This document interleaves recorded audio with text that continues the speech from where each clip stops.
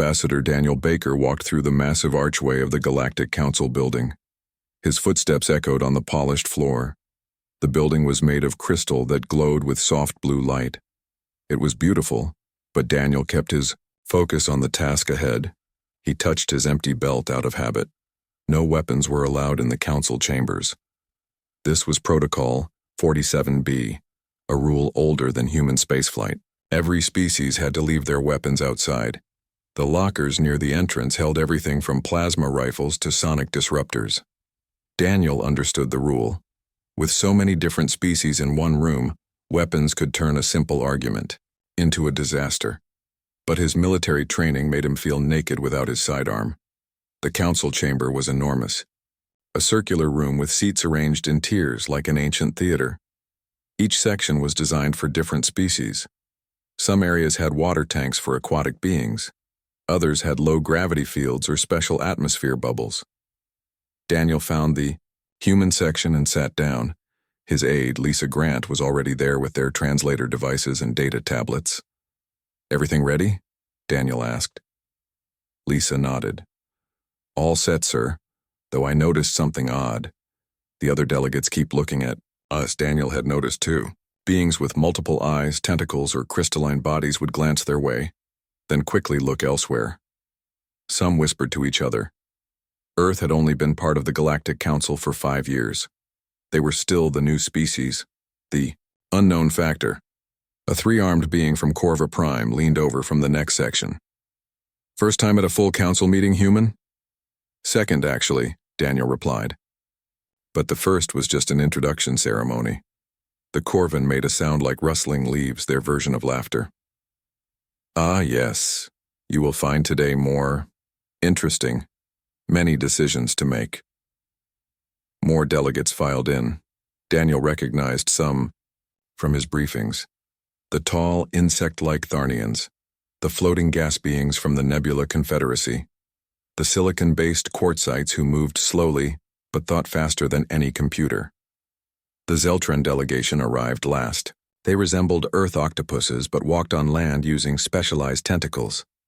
Their leader, Ambassador Valora, settled into her water-filled seat across from Daniel.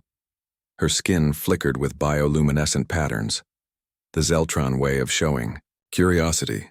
"Ambassador Baker," Valora's translated voice came through Daniel's earpiece. "I have questions about your species' diplomatic vessels." Daniel smiled politely. "Of course, Ambassador. What would you like to know?" "Your ships carry extensive medical facilities." "Very extensive. Why does a diplomatic cruiser need 22 separate medical bays?" Before Daniel could answer, the High Chancellor entered. The room fell silent. The Chancellor was from a species called the Eldori, ancient beings who looked like living starlight contained in humanoid form. "The 2458th session of the Galactic Council is now in order," the Chancellor announced. "We have much to discuss. Trade route disputes in Sector 7, the crisis on Kepler 438b, and the matter of human membership expansion." Daniel straightened in his seat. The expansion vote was why he was here. Earth wanted more trade rights and access to advanced technology. Some species supported them. Others remained cautious. The meeting began with routine matters: resource allocation, border disputes, environmental regulations for colony worlds. Daniel participated when needed, keeping his responses diplomatic and brief, but he could feel the tension in the room. Every time he spoke, dozens of alien eyes turned his way, some curious, some wary, some openly suspicious. During a break in proceedings, a Mylaran delegate approached. These beings were delicate, with translucent wings, and bodies like living glass. "Ambassador Baker," she said, her voice like wind chimes. "May I ask you something?" "Of course. Is it true that humans have something called martial arts? Fighting systems that turn the body itself into a weapon?" Daniel paused. "Many cultures develop combat techniques. It's not unique to humans. But yours are different," she pressed. "You train to fight without any tools at all. Why?" Before Daniel could respond, the session resumed. But the Mylaran's question lingered in his mind. Why did humans put so much effort into weaponless combat? Why did they instinctively look for ways to fight, even when disarmed? He glanced around. The chamber at the other species. Peaceful beings who relied entirely on their technology for defense. They followed rules because rules kept order. Humans followed rules too, but always with backup plans. Always ready for when rules failed. Q1. Council had no idea what humans were truly capable of. Daniel hoped they would never need to find out. The afternoon session focused on trade routes through the Orion Arm. Daniel listened carefully as different species argued about shipping lanes and tariffs. The discussion was important but routine. Earth needed these trade agreements to grow, their economy and technology base. Ambassador Valora's tentacles twitched with impatience. The Zeltran had been watching Daniel throughout the meeting. Finally, during a pause in the debate, she raised one tentacle for attention. "Before we continue," Valora said, her bioluminescent patterns pulsing, "I must return to my earlier question about human vessels." The High Chancellor tilted his starlight head. "This seems off topic, Ambassador Valora." "With respect, Chancellor, it relates directly to Protocol 47B and security concerns." A murmur went through the chamber. Protocol 47B was rarely discussed. It simply existed like gravity or the speed of light. "Proceed," the Chancellor said. Valora turned to Daniel. "Ambassador Baker, you never answered my question. Why do human diplomatic ships carry 22 medical bays? Our largest hospital ships have only 12. Daniel kept his expression neutral. "We believe in being prepared for emergencies." "What kind of emergencies require that much medical capacity on a diplomatic mission?" "Various scenarios," Daniel said carefully. "Natural disasters, disease outbreaks, rescue operations." "But your medical bays are equipped for trauma surgery," Valora pressed.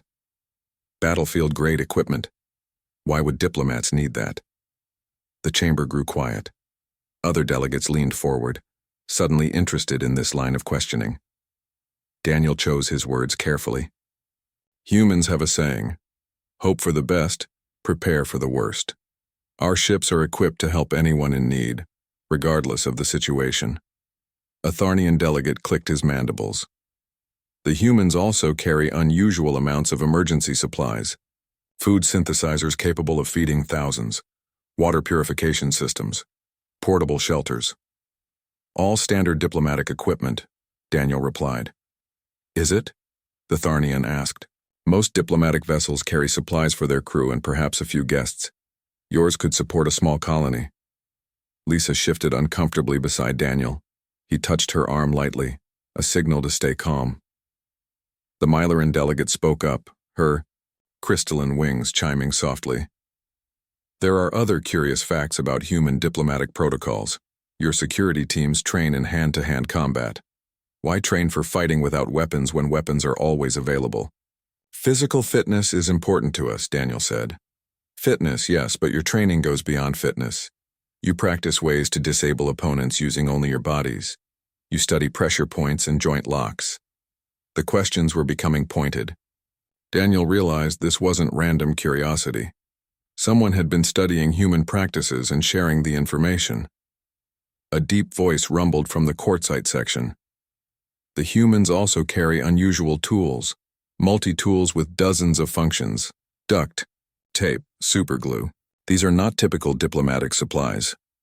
They're practical items," Daniel said, "for repairs and maintenance." "Or improvised weapons," the quartzite replied. The word weapons sent a ripple through the chamber. Several delegates shifted nervously. "Ambassador," Valora's patterns flashed brighter. "This is precisely my concern. The humans seem to prepare for violence even when they agree to be peaceful. They find ways around our protocols." "We follow all council rules," Daniel said firmly. "To the letter, yes, but perhaps not the spirit." The High Chancellor raised a hand for silence. "These are serious concerns. However, humans have been model council members. They have broken no rules." "Not yet," Valora muttered. Suddenly, a low vibration shook the chamber. The lights flickered. Delegates looked around in confusion. "Technical problems?" someone asked. The vibration grew stronger. Daniel's military instincts kicked in. This wasn't a technical issue. He stood up, scanning the room. "Everyone stay calm," he called out. "Move away from the walls." "How do you know?" Valora began. The main wall exploded inward. Through the smoke and debris, armored figures poured into the chamber. They carried energy weapons and moved with military precision. Raiders, the Korath Syndicate based on their armor design, pirates and terrorists who had threatened Council space for years, but never dared attack the Council itself. Until now. Screams filled the chamber as delegates scrambled for cover. The raiders opened fire, their weapons set to stun but still dangerous. A Mylaran delegate fell, wings shattered. A Tharnian took a blast to his thorax. Protocol 47B had left everyone defenseless. The chamber's security systems were offline, probably sabotaged. The guards outside couldn't get through the reinforced doors. They were trapped with armed attackers and no weapons of their own. Daniel looked at Lisa. She nodded, understanding passing between them without words. Time to show the Council exactly why humans prepared for the worst. Chaos erupted in the Council chamber. Energy blasts lit up the air like deadly fireworks. Delegates scattered in panic, their various forms of locomotion creating a bizarre dance of survival. Some slithered, others flew, many simply froze in terror. Daniel didn't freeze. His training took over instantly. He grabbed the fragile Mylaran delegate closest to him and pulled her down behind their curved conference table. With a grunt of effort, he flipped the heavy marble surface onto its side, creating a barrier. "Stay down," he shouted to everyone nearby. "Get behind cover." The raiders advanced methodically, firing as they moved. They wore full combat armor with the red slash of the Korath Syndicate on their chests. Their leader, identifiable by his black helmet, gestured commands to his team. Lisa crawled over to Daniel, her face calm despite the situation. 12 hostiles, she reported. Energy weapons set to heavy stun. They're herding everyone toward the center. Daniel nodded. Classic hostage-taking tactics. But why attack the Council? What could they possibly gain? An energy blast struck their makeshift barrier, sending marble chips flying. The Mylaran delegate whimpered, her crystalline wings trembling. "It's okay," Daniel told her gently. "We'll get through this." Ambassador Valora's voice cut through the chaos. "This is your fault." Her tentacles pointed accusingly at Daniel. "They must be after the humans." "Not now," Daniel snapped. He was scanning the room, his mind working rapidly. No weapons, no security. But they weren't helpless. They just needed to be creative. His eyes fell on the ceremonial flagpoles lining the walls. Each pole was made of lightweight metal, topped with the banner of a member species. "Perfect. Lisa," he whispered. "See the flags?" She followed his gaze and smiled grimly. "Already on it, sir." While Daniel kept watch, Lisa began crawling toward the nearest pole. Other human delegates from various sections had similar ideas. They moved with purpose, using overturned furniture and debris for cover. The raiders noticed the movement. "Stay where you are," one shouted through a voice amplifier. "Anyone who moves will be shot." A Tharnian delegate tried to run for the emergency exit. A raider fired, and the insectoid being collapsed with a screech of pain. "No more warnings," the raider leader announced. "Everyone to the center of the room, now." Most delegates complied, shuffling fearfully toward the middle of the chamber. But the humans had other plans. Daniel watched Lisa reach the first flagpole. She unscrewed it.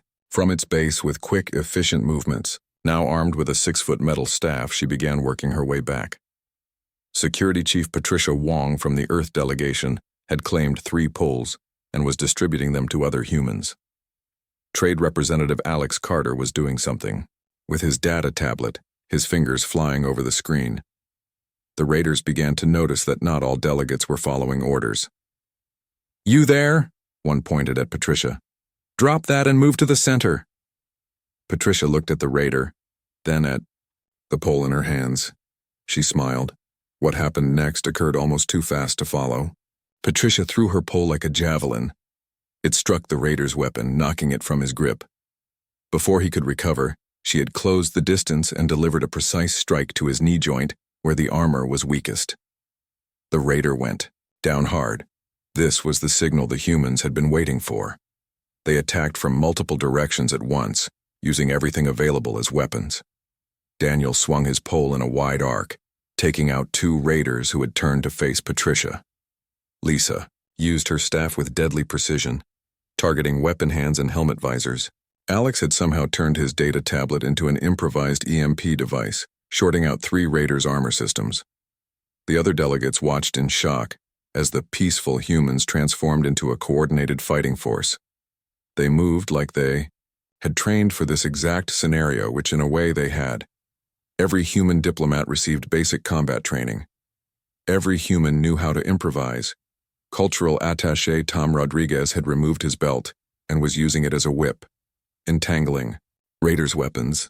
Administrative assistant Jane Cooper had weaponized a fire extinguisher, creating a blinding fog that disoriented the attackers. Within minutes, half the raiders were down. The others began to retreat, their confidence shaken by the unexpected resistance. They had planned for unarmed, helpless diplomats. They had not planned for humans. The chamber that had been filled with panic now echoed with the sounds of combat. The clash of improvised weapons, the grunts of effort, the cries of defeated raiders. And through it all, the humans moved with terrifying efficiency, proving why they always prepared for the worst. The battle in the council chamber had turned. What started as a coordinated attack by armed raiders had become a desperate fight for survival against surprisingly dangerous humans. The remaining raiders regrouped near the blast hole they had created, their formation now defensive rather than offensive.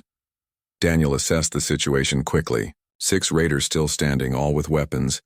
They had taken defensive positions behind debris and overturned furniture. Smart. They were learning that humans without weapons were still a serious threat. "We need to disable their energy shields," Patricia called out. She was crouched behind a fallen pillar, her improvised staff ready. "Working on it," Alex shouted back. He had gathered several data tablets and was connecting them with cables pulled from under the floor panels. "Give me 30 seconds. The raider leader barked orders to his team. They opened fire, trying to pin down the humans while they retreated. Energy blasts scorched the walls and floor, forcing everyone to take cover. Daniel noticed the environmental controls on the wall near his position. An idea formed. "Jane," he called to the administrative assistant. "Can you reach those controls?" "Jane." Cooper nodded and began crawling toward the panel. She moved like someone who had done this before, staying low and using every bit of cover. Meanwhile, Lisa had found the ceremonial water features that decorated the chamber. Each section had small fountains designed for species that needed moisture. She began opening valves, letting water flow across the polished floor. "What are you doing?" Ambassador Valora demanded. She was huddled with other delegates in the center of the room, watching the humans with a mixture of fear and fascination. "Creating opportunities," Lisa replied. She grabbed a decorative metal sculpture and smashed it against the floor, breaking it into sharp pieces. Tom Rodriguez had removed his jacket and was tearing it into strips. He wrapped these around broken crystal decorations, creating improvised throwing weapons. His aim was remarkable. Each throw forced a raider to duck or dodge, disrupting their firing patterns. "Shields are down," Alex announced. His connected tablet sparked and smoked, but the electromagnetic pulse had worked. The raiders' personal energy shields flickered and died. At the same moment, Jane reached the environmental controls. She didn't just adjust the temperature or lighting. She accessed the gravity controls for different sections of the chamber. These were designed to accommodate species from worlds with different gravitational fields. Suddenly, the area where the raiders stood experienced triple gravity. They stumbled, their armor now impossibly heavy. 2 fell to their knees, unable to support the weight. The humans pressed their advantage. Daniel charged forward, using his pole to sweep the legs from under a struggling raider. Patricia followed, her strikes precise and devastating. She targeted joints and weak points with surgical accuracy. Lisa's water trick paid off as raiders slipped on the wet floor. She threw her improvised crystal shards, each one finding gaps in armor or striking exposed equipment. One raider's helmet cracked, his vision system failing. Tom's jacket strips became restraints as he wrapped them around fallen raiders' limbs. He moved with efficiency, securing prisoners while others continued the fight. Cultural attaché Maria Sanchez had found the chamber's sound system. She cranked the volume to maximum and created feedback loops that produced ear-splitting noise. The raiders with their helmet audio systems were particularly vulnerable. The alien delegates watched in stunned silence as the humans systematically dismantled the attack using nothing but their environment and ingenuity. No weapons, no advanced technology, just human creativity and determination. The raider leader, realizing the battle was lost, made one final attempt. He raised his weapon toward the huddled delegates, intending to take hostages. But Daniel was faster. Using a fallen raider's helmet as a projectile, he threw it with perfect accuracy. It struck the leader's weapon hand, sending the gun spinning away. Patricia finished the job with a flying tackle that would have impressed any professional athlete. The leader went down hard, his armor clanging against the floor. In less than 10 minutes, 12 armed and armored raiders had been defeated by unarmed human diplomats. The chamber fell silent except for the groans of injured attackers and the heavy breathing of the victorious humans. Daniel surveyed the scene. Raiders subdued and restrained. No delegates seriously hurt, the immediate threat neutralized. He turned to his team. Good work, everyone. Now let's secure these prisoners and check for injuries among the delegates. The humans moved with the same efficiency they had shown in combat, switching seamlessly from fighters to first responders. They had proven something important today, something the rest of the galaxy was just beginning to understand. The council chamber looked like a war zone. Scorch marks blackened the walls. Broken furniture lay scattered across the floor. Water from the fountains mixed with debris, creating muddy puddles. But the most striking sight was the 12 raiders, now restrained and sitting against the wall under human guard. Daniel stood in the center of the room, checking on delegates. Most were unharmed but shaken. The Mylaran with the shattered wings needed medical attention, which Patricia was already providing, using supplies from an emergency kit hidden in her diplomatic pouch. Ambassador Valora approached Daniel slowly, her tentacles curled in what he recognized as a gesture of uncertainty. How? She asked simply. How what? Daniel replied, though he knew what she meant. How did you defeat armed raiders with office supplies and furniture? Daniel smiled slightly. Training and adaptation. Humans have always had to make do with what's available. The High Chancellor floated down from his elevated platform. His starlight form pulsed with different colors. Concern, curiosity, and something else Daniel couldn't identify. Ambassador Baker, the Chancellor said, what we witnessed today was unprecedented.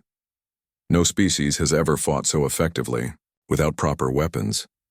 With respect, Chancellor, Daniel replied, everything is a proper weapon in the right hands. A murmur went through the gathered delegates. They looked at the humans differently now, not with suspicion, but with a mixture of awe and fear. The Tharnian delegate clicked his mandibles thoughtfully. Your species trains for this, for fighting without weapons. Lisa stepped forward. We train for survival, Ambassador. Sometimes that means fighting. Sometimes it means running. Always it means adapting. But why? The Mylaran delegate asked, her voice weak but curious. Why assume you'll need to fight at all? Daniel considered his answer carefully. Humans come from a dangerous world. Predators, natural disasters, conflicts between groups, these shaped our evolution. We learned that sometimes the difference between life and death is the ability to use whatever's at hand. You see threats everywhere, Valora observed. No, Daniel corrected. We see possibilities everywhere.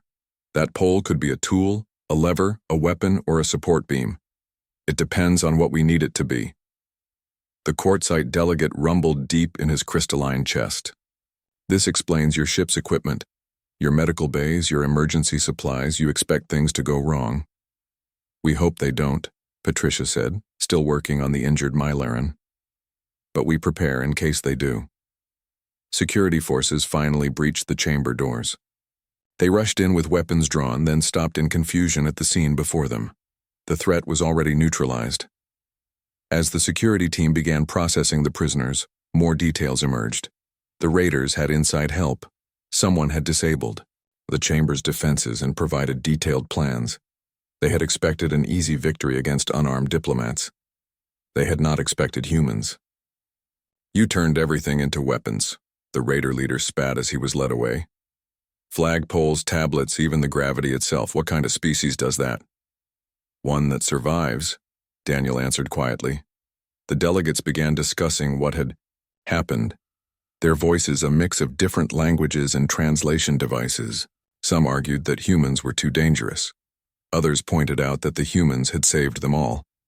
Ambassador Valora watched the debate with her color-changing skin flickering rapidly. Finally, she spoke. "I questioned human preparations earlier. I thought you were paranoid, always ready for violence. Now I understand. You don't prepare for violence, you prepare for survival." "There's a difference?" the Tharnian asked. "Yes," Daniel said. "We don't want to fight, but we will if we must, and we'll use whatever's available to protect ourselves and others." The High Chancellor raised his hands for silence. "Today's events require careful consideration. The Council must discuss the implications of what we've witnessed." As medical teams arrived to treat the injured and repair crews began fixing the damage, the humans quietly returned to their seats. They had made their point without words. Sometimes the most dangerous beings are not those with the biggest weapons, but those who can turn anything into one. The galaxy had learned something about humans today. They were not warlike by choice, but by necessity. And that made them far more formidable than anyone had imagined. 20 minutes after the attack, the council chamber buzzed with activity. Medical teams moved between delegates, treating minor injuries and shock. Repair crews worked on the damaged walls and systems. Security personnel interviewed witnesses and examined evidence. Daniel sat with his delegation watching the controlled chaos. They had changed back into their formal diplomatic attire, but signs of the battle remained. Tom had a bruise forming on his cheek. Lisa's sleeve was torn. Patricia's knuckles were scraped raw. Ambassador Baker, a security officer, approached. "We need your statement about the incident." "Of course," Daniel stood. "But first, what's the status of the injured delegates?" "Minor injuries only, thanks to your team's quick action. The Malaran will need reconstructive surgery for her wings, but she'll recover fully." Daniel nodded, relieved. No deaths. That was what mattered most. As he gave his statement, other delegates gathered nearby to listen. They seemed fascinated by every detail of how the humans had responded to the attack. "You used the environmental controls as a weapon," the security officer noted. "How did you know that would work?" "Every system can be used in multiple ways," Daniel explained. "We just applied them differently than intended." The officer made notes on his datapad. "And the improvised electromagnetic pulse?" "Standard tablets. Have capacitors and wireless transmitters," Alex chimed in. "Overload them in the right sequence and you get a localized EMP. Basic electronics." The security officer stared at him. "That's not basic to most species." After the interviews, the High Chancellor called for order. The chamber had been cleared of debris, though scorch marks still marked the walls. "Before we adjourn," the Chancellor announced, "we must address what happened today." Ambassador Valora rose first. "The humans saved us. This cannot be denied." Her tentacles waved in a pattern of respect. "But we must also acknowledge what we witnessed. They turned peaceful tools into weapons with frightening ease." "Because we had to," Daniel responded. "Would you prefer we had done nothing?" "No," Valora admitted. "But it raises questions about Protocol 47B. A murmur went through the chamber. The weapons ban had been sacred law for thousands of years. The Tharnian delegate clicked his mandibles. "Perhaps the protocol needs updating. The humans proved that the absence of weapons doesn't ensure safety." "Or perhaps," the quartzite rumbled, "we need a new protocol specifically for humans." Daniel felt the mood shift. This was what he had been afraid of, fear replacing gratitude. What are you suggesting? He asked carefully. The High Chancellor's form flickered thoughtfully. Today's event showed us something important. Humans without weapons are actually more dangerous than humans with weapons. How do you figure that? Lisa asked. With weapons, your options are limited to those weapons' functions, the Chancellor explained. Without them, you improvise. You adapt. You turn everything around you into tools of survival. This unpredictability makes you formidable. The Mylaran delegate, her wings now in protective casings, spoke softly. They saved my life. When the raider aimed at me, Ambassador Baker used a table as a shield, then turned it into a barrier. He saw possibilities where I saw only furniture. Other delegates shared similar stories. The humans hadn't just fought. They had protected, adapted, and overcome impossible odds using nothing but their environment and ingenuity. So what happens now? Daniel asked. The High Chancellor's light pulsed. We must consider new protocols, not to restrict humans, but to acknowledge their unique capabilities. You mean label us as dangerous? Patricia asked, an edge to her voice. No, the Chancellor replied. We mean to recognize that human resourcefulness transcends our traditional understanding of weapons and warfare. Ambassador Valora added, Today taught us that humans don't need weapons to be effective defenders. Perhaps that's why they prepare so thoroughly, not because they seek conflict, but because they can handle it with whatever is available. The session ended with no immediate decisions, but Daniel could feel the shift in perception. The other species now understood something fundamental about humans. They weren't warlike. They were adaptive survivors who could turn anything into a tool for protection. As they left the chamber, Daniel overheard delegates discussing the day's events. Words like remarkable, terrifying, and impressive, mixed with technical discussions about human improvisation abilities. The attack had changed everything. The galaxy now knew what humans were capable of, with or without weapons. The emergency session convened the next day in a temporary chamber, while repairs continued on the main hall. Every delegate attended, even the injured Mylaran who arrived in a medical hover chair. The attack had shaken the council to its core, and everyone knew important decisions would be made. Daniel sat with his delegation, noticing how other species kept glancing their way. Some looks were admiring, others nervous. The humans had become the center of attention without trying. Defoe. High Chancellor opened the session with unusual directness. We have reviewed all security footage from yesterday's attack. The evidence is clear and undeniable. Without human intervention, many of us would be dead or captured. Murmurs of agreement filled the chamber. However, the Chancellor continued, the incident also revealed something profound about human nature that we must address. Daniel straightened in his seat. Here it comes, he thought. Ambassador Valora stood up. I propose we amend Protocol 47B. Her skin patterns showed determination. The humans have demonstrated that our weapons ban is meaningless when applied to them. You want to allow humans to carry weapons? The Tharnian delegate asked, mandibles clicking in surprise. No, Valora replied. I propose the opposite. Humans should be permanently banned from bringing weapons into council spaces. The chamber erupted in confused chatter. Daniel raised his hand for attention. Ambassador Valora, we already follow the weapons ban. What would change? Valora's tentacles waved in a complex pattern. The change would be that only humans are specifically mentioned in the protocol, because only humans have proven they don't need weapons to be dangerous.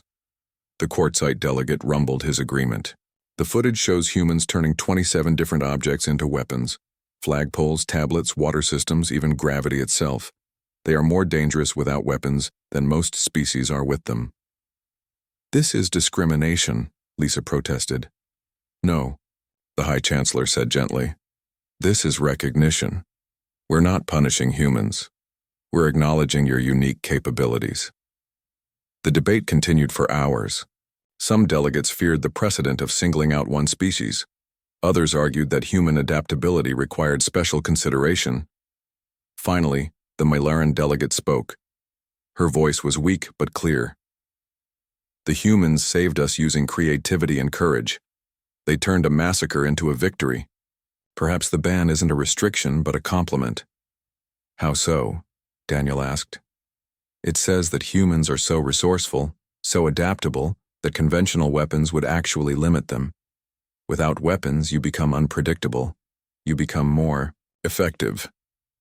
The idea shifted the discussion. Delegates began seeing the ban not as a punishment but as recognition of human ingenuity. Let me understand, Daniel said slowly. You want to ban us from carrying weapons because we've proven we don't need them? Precisely, the Chancellor confirmed. Armed humans are dangerous in predictable ways. Unarmed humans are dangerous in ways we cannot anticipate or defend against.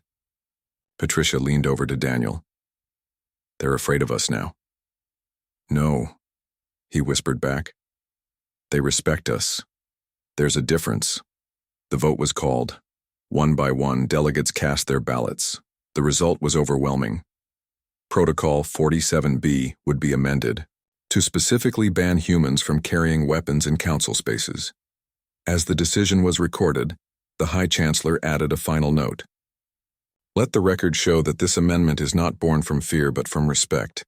Humans have proven that their greatest weapon is not technology, but adaptability.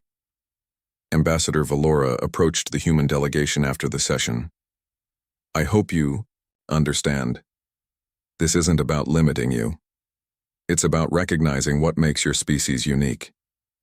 Daniel nodded. We understand. Though I'm curious. What happens if there's another attack? Valora's patterns shifted to show amusement. Then we'll all take cover and let you handle it with whatever you find lying around. The other delegates nearby made sounds of agreement. Some even laughed, a rare moment of levity after the tension. As they left the chamber, Daniel reflected on the irony. Humans had joined the council hoping to prove they were civilized and peaceful. Instead, they had proven something else entirely. That human civilization wasn't about abandoning their survival instincts, but channeling them constructively. The weapons ban would become famous throughout the galaxy, not as a restriction, but as a tribute to human ingenuity. Sometimes the greatest recognition comes in the most unexpected forms. 5 years passed since the attack on the Galactic Council. The repaired chamber now featured subtle changes, stronger walls, better security systems, and a small bronze plaque near the entrance. The plaque had become famous throughout known space. Daniel Baker, now Senior Ambassador for Earth, stood before a group of new delegates from recently admitted species. This orientation was part of his regular duties, explaining council protocols to newcomers. And this, he said, pointing to the plaque, commemorates what we call the Day of Human Ingenuity. A young delegate from the Nexari system raised a feathered appendage. Is it true that humans are banned from carrying weapons? That seems unfair. Daniel smiled. He had answered this question hundreds of times. Yes, it's true. Protocol 47B specifically prohibits humans from bringing weapons into council spaces. But why? Another delegate asked. Aren't humans peaceful members of the council? We are, Daniel confirmed. The ban isn't a punishment. It's more like a recognition of our unique problem-solving abilities. He gestured for them to follow him into the main chamber. As they walked, he continued the story. 5 years ago, raiders attacked this very chamber. Everyone was unarmed due to the original Protocol 47B. The raiders thought they would face helpless diplomats. What happened? The Nexari delegate asked, though Daniel suspected they already knew. The story had spread far beyond council space. The humans in attendance used whatever was available.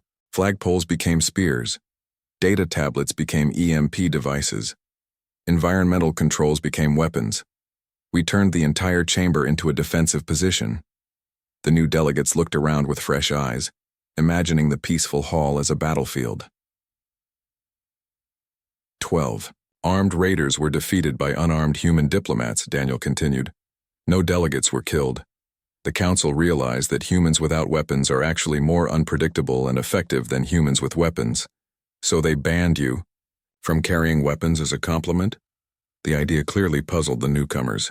Essentially, yes. With weapons, we're limited to those weapons' functions. Without them, we improvise. We adapt.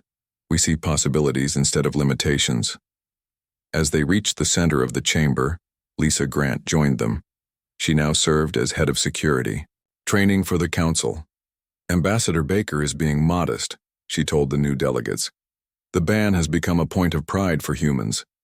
It's the galaxy's way of saying, we recognize that you don't need conventional weapons to be effective protectors.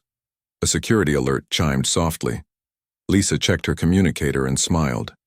Speaking of protection, we have a drill starting in 5 minutes. Would you like to observe how we train other species in threat response? The new delegates agreed eagerly. As they moved to the observation area, Daniel noticed how the security teams now included mixed species units. Humans taught improvisation and adaptability. Other species contributed their unique abilities.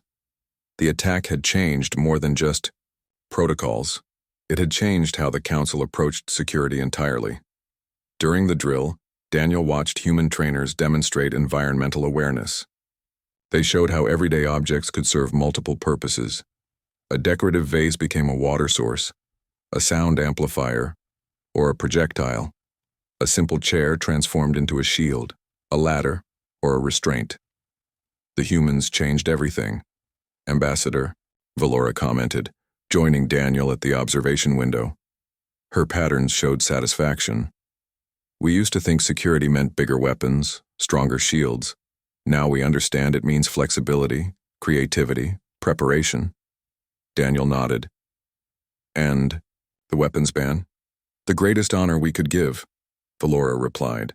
Every new species asks about it, every time we tell them the story. How humans proved that the mind is the ultimate weapon. The drill concluded successfully. As the new delegates filed out, many stopped to read the plaque again. In memory of the day we learned that the most dangerous human weapon is the human mind. Protocol 47B amended in recognition of human adaptability. Daniel smiled at the irony. Humans had sought acceptance in the galactic community by showing they could follow rules and be peaceful. Instead, they had earned respect by demonstrating that they could protect that peace with nothing but ingenuity. The weapons ban remained unique to humans, a badge of honor rather than a restriction. It stood as the galaxy's acknowledgement that sometimes the most powerful beings are not those with the biggest weapons, but those who can turn anything into one. And that was the real reason humans were banned from carrying weapons at galactic councils.